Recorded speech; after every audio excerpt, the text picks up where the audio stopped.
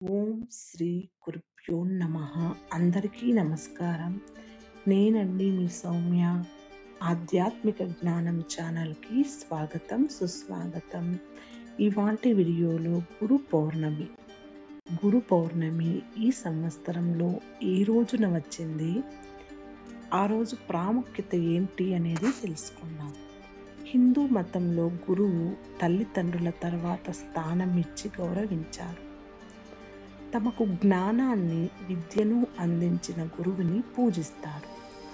సమస్త మానవాళికి గురువు అయిన వ్యాస మహర్షి జన్మదినోత్సవాన్ని గురు పౌర్ణమిగా జరుపుకుంటారు. ఈ రోజు శిష్యులు తమ గురువుని పూజిస్తారు.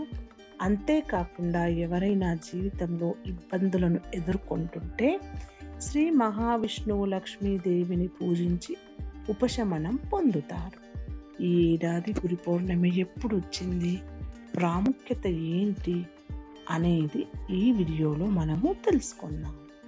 గురు పౌర్ణిమ పండుగకు హిందువులలో ప్రత్యేకత, ప్రాముఖ్యత ఇస్తారు. గురువులను, ఉపాధ్యాయులను, పెద్దలను పూజించే రోజుని గురు పౌర్ణమి లేదా వ్యాస పౌర్ణమి అని అంటారు. ఈ రోజున శిష్యులు తమ గురువులను పూజిస్తారు. ప్రతి సంవత్సరం ఆషాఢ శుద్ధ పౌర్ణమి రోజున గురు పౌర్ణమి జరుపుకుంటారు.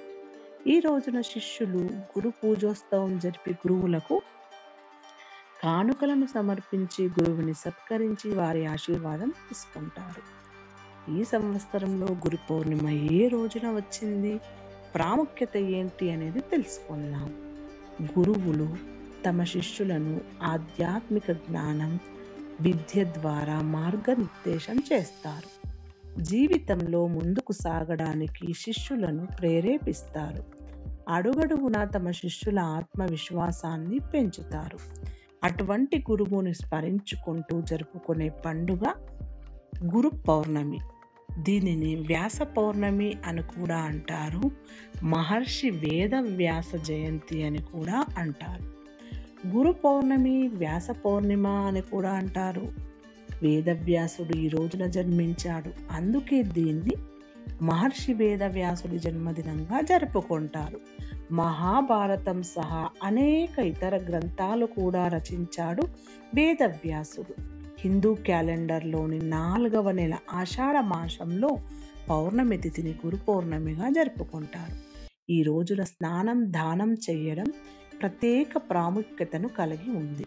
ఈ రోజున దాన ధర్మాలు చేయడం వల్ల జీవితంలో ఆనందం లభిస్తుంది, సమస్యల నుంచి ఉపశమనం లభిస్తుంది. గురు పౌర్ణమి రోజున విష్ణువు, లక్ష్మీదేవి, వేదవ్యాసుని పూజించడం వల్ల జీవితంలో ఆనందం లభిస్తుంది.